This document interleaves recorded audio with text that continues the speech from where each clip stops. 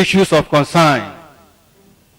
Stop hate behavior to stop hate speech. One Bongo lyrics rendered in the Pleasant Owerri dialect challenged a complainant who narrated how badly he was treated to also state his rude behavior, which attracted the punishment. Of late, hate speech has become a catchphrase promoted in the media, especially the government-controlled organs, with a definite persuasion for citizens to avoid it because it instigates violence. A hate speech is one made in anger to protest an ill treatment. The pertinent questions to ask now are, when did hate speech become an issue in this country? And who are the complainants? With due sense of history, hate speech gradually crept into the country during the hate regime of the late General Sani Abacha as head of state. Recall that during that period, General Abacha ran the country as a personal empire, with daily crude oil accruals and other revenues paid into his various personal dedicated bank accounts, domiciliary, both at home and abroad. People suffered. Life grounded to a halt, with no attention paid to infrastructural repair and development. This is why Abacha loot has remained inexhaustible to date. Political killings and such other atrocities were arranged and committed. Nigeria suffered international hatred and discrimination. Nigerians were helpless, but not hopeless. They went on their knees and prayed to God to terminate the government. Perhaps Abacha realized his mistakes when it was too late. In one desperate move and against faith and belief, General Abacha invited the Roman Catholic Pontiff, Pope John Paul II, who was on a pastoral visit to Nigeria, to Ash Rock Villa, to offer prayer of peace and unity for his family and the country. In his brief prayer and counseling, the Pontiff told Abacha, the prayer you are looking for, the peace you are looking for is in your hand. Show your people love and you will have peace. Abacha did not change before he suddenly died a couple of months later in an unexplainable circumstances. Is there any lesson to learn from this, or do we think that the era of divine intervention in our national life stopped with Abacha? Now, many years later, the present government has cried out in reaction to unprecedented species of resentment of its policies and actions. State governments, whose actions are grossly at variance with the people's expectations, also joined the campaign to stop hate speeches. As in the days of Abacha, the helpless masses who cannot physically confront the government have resorted to hate speeches and making supplications to God to extricate them from the famed grip of powerful and maverick politicians. While government complains of hate speeches and urges people to drop them, it is important to state here that the forest which forbids basket should not grow mushroom, or else basket will come in. An adult who trashed a child mercilessly should not be surprised if he is insulted by the child. Or can you beat a child and stop him from crying? So the government, whose appointments are obviously lopsided in favor of some geopolitical zones, should not expect those who are changed to applaud its hate action. The government which turns a blind eye to the devastation caused by dangerously armed herdsmen has exhibited glaring hate behavior, which must attract hate speeches. The government which flouts court orders is guilty of hate behavior and should be ready to accommodate hate speeches. The government, which does not pay workers' salary promptly, is practicing hate behavior, and this attracts hate speeches. Government should realize that the doctrine of no work, no pay also translates to no pay, no work.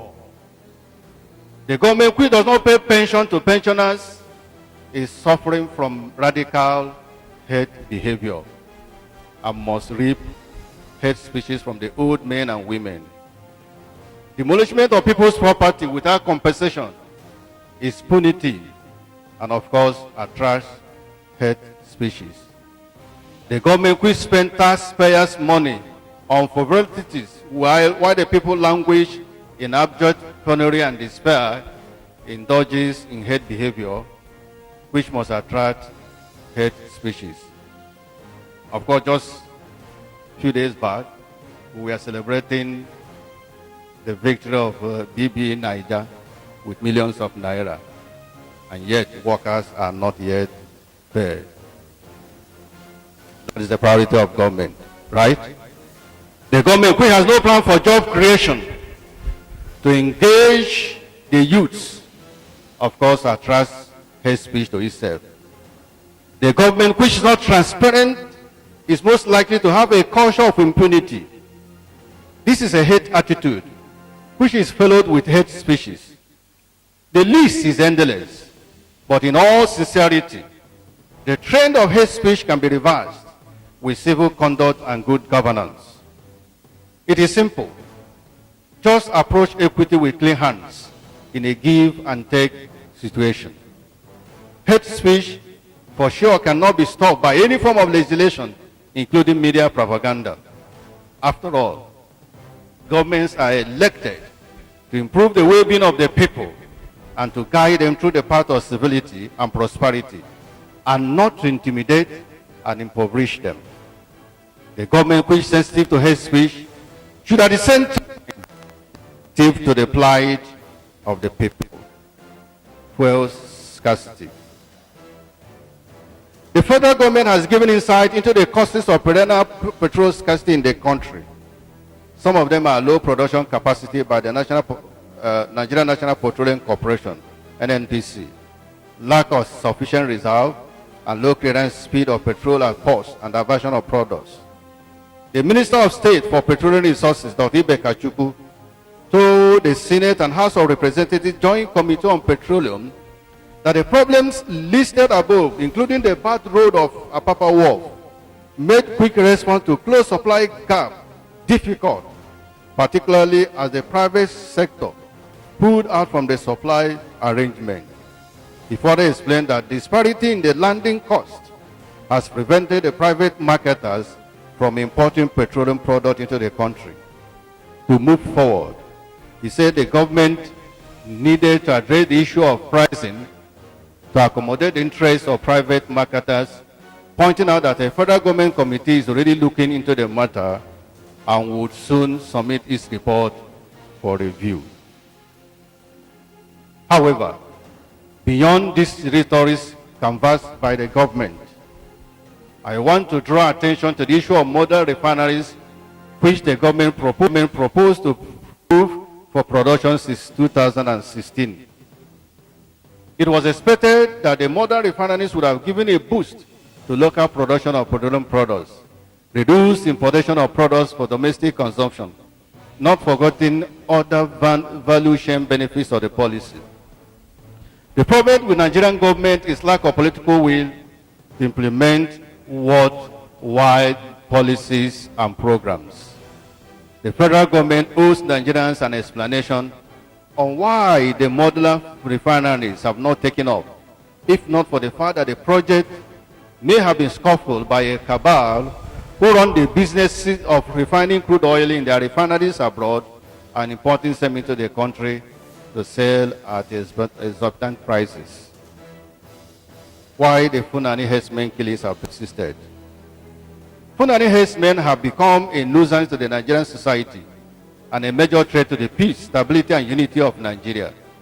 It is therefore time to tackle this monster head on and get rid of it once and for all. These are some of the reasons why the killing persisted. Number one, the Fulani herdsmen crisis has persisted because of the lackadaisical attitude of the government to deal decisively with it as a matter of urgent national importance. This is the kid blow with which Boko Haram crisis was handled when it started, before it grew into a huge monster and plague. I wish to repeat, for the sake of emphasis, that the Nigerian government has an attitude of waiting till things go out of hand before it tackles potential national crisis. It prefers late damage prevention approach to damage prevention system. Number two, ethnic tribal sentiments and resistance is another factor which militates against government actions. Even when government has not taken drastic measures against the herdsmen, some Fulani leaders and northern elders have started revolting and branding the criticisms as a direct attack on the Fulanese or the North in general. They may even ill-advise the president not to be harsh on his kinsmen. The Minister of Interior, retired Lieutenant General Abdurrahman Dambaz, has already taken this stance by complaining that social media exaggerates the Fulani herdsmen crisis. Recall even Buhari, before he became the president, at the time of Jonathan, said that attack on Boko Haram was attack on the North. Corruption also militates against finding solution to the issue. Experience has shown that some high-ranking officials in the police and the army will lie to take advantage of crisis to enrich themselves. The arms deal scandal is still fresh in our minds. As part of the effort to solve the problem, I suggest that the federal government should impose a national curfew on cattle movement across the country. This means that no cattle moves or be transported to any part of Nigeria between the hours of 6 p.m. and 6 a.m. This is because most of the herdsmen atrocities happen in the night. And because cattle rearing are a private business venture, the federal government should distance itself in the negotiation and establishment of cattle ranches. Meanwhile, people talk about herdsmen. Nobody talk about the herds owners. Herdsmen are mere staff to the cattle owners. Who are these cattle owners? Are they ghosts or are they above the law? For goodness sake, they should be identified and registered as corporate entities, as well as made to disarm their herdsmen and, of course, take responsibility for the atrocities they commit as their staff. Has Boko Haram been really defeated? In 2017, the National Economic Council announced that it had given approval to the president to withdraw $1 billion from the SS crude account to enable him to prosecute the war against Boko Haram insurgents in the northeast. This followed an attempt to take over a military base at the village of Minok in Borno State on Wednesday, December 13, 2017. 2 armored cars and 2 all-train utility pickup trucks were taken away by the Boko Haram jihadis during the attack. The report said troops repelled the assault with reinforcement from nearby towns, and that the attack was one of the latest against hard military targets in recent times. Agency reports said that the Boko Haram militants routinely use stolen military vehicles and weapons to carry out attacks. The federal government has maintained that the counterinsurgency, which began in earlier 2015, has left Boko Haram as a spent force after 8 years of violence that has killed at least 20,000 people. But attacks, including suicide bombings against civilians, have continued, casting doubts on the federal government claim that Boko Haram has been technically defeated. A social media platform recently featured thousands of Boko Haram members praying during Salah celebration. If this is true, where lies the authenticity of the federal government's repeated claim that Boko Haram has been decimated? Again, if the Boko Haram group has been defeated, Why does government need such much as $1 billion US to prosecute already finished war? I therefore call on all the oversighting agencies, particularly the opposition parties and civil society organizations, to monitor the expenditure of this fund to ensure that it is not another Dasuki legacy. Secondly, I doubt the sincerity of this government's fight against Boko Haram. This is because it is the same President Muhammad Buhari who, at the earlier stage of President Jonathan's efforts to tackle the Boko Haram problem, accused him of being biased. He said, any attack against Boko Haram is an attack against the North. How can this same man now claim to be fighting Boko Haram? It is a deceit of the highest order. It is the more you look, the less you see attitude of the Nigerian government. As long as President Buhari has not apologized to this nation for his earlier stand and opposition to the fight against the Boko Haram, he cannot be said to be truly fighting Boko Haram. Where is Leah Sharif? Why is she still with Boko Haram after her colleagues were released with full-loaded bags 48 hours after the incidents? The same government it took 48 hours to secure the release of the girls could not secure the release of Leah, more than 30 days now. Had this not spoken volumes to us about the whole saga of the Dapchi girls kidnapped? Do we still remember the Chibok girls? Is there still any hope for these innocent girls? We need answers. But is this government sincerely interested in their release? I guess the preoccupation of government now is 2019. May God help us in Jesus' name. Devolution of power. Power devolution is one of the main ingredients of federalism. It is also essential for development in a populous country like Nigeria. In Ghana, for instance, when politicians recovered power from the military, the first thing they did was to make far-reaching changes in the constitution. And it has been working well for them.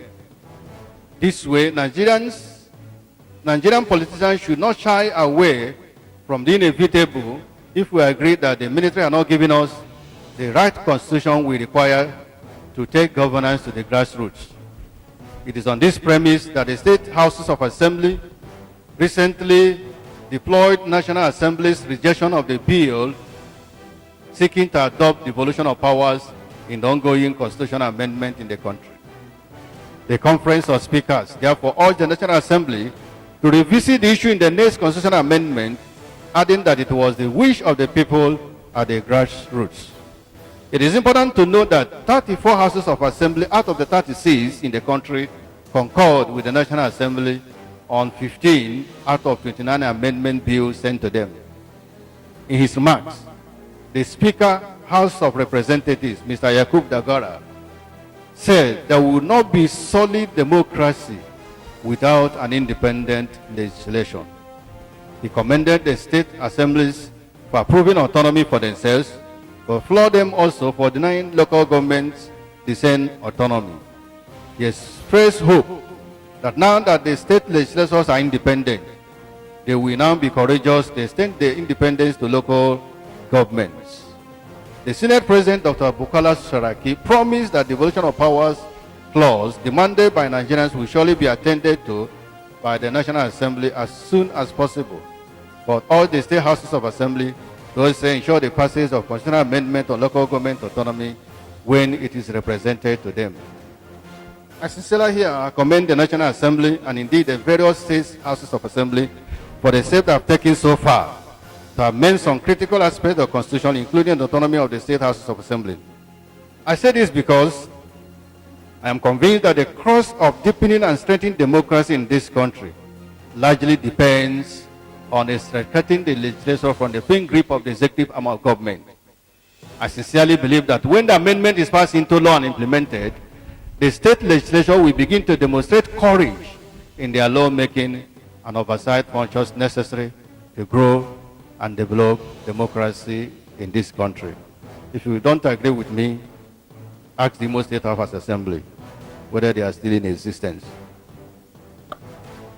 National Assembly and INEC on 2019 election timetable.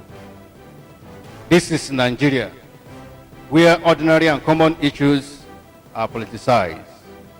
If not for the purpose of concealed plan to rig the election, no one would have worried over which election comes first or which comes last. However, what is important and fundamental are honesty and transparency in governance and national life. Because Nigerian politicians, indeed average Nigeria, is full of intrigue and suspicious of one another. The order of election has become a controversial issue, with the Independent National Electoral Commission placing muzzles with the National Assembly. My concern in the tussle is not really who blinks first between the two parties, but that Nigerians, no matter how highly placed, should learn to observe their limits and always uphold the rule of law. The dust is gathering seriously for 2019 election. Various huge sums of money are now being withdrawn and spent without appropriation and accountability, all in the name of securing equipments, security equipment that will be supplied hopefully by 2020. Are this really so? Or are some people preparing for election 2019? And again I pray, may God help and deliver us Nigeria in Jesus' name.